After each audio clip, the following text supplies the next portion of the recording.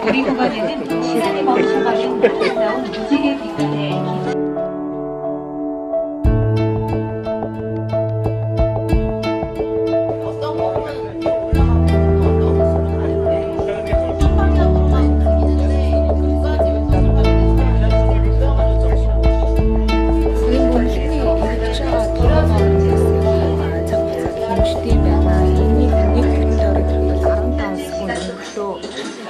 гэж үздэг юм байна.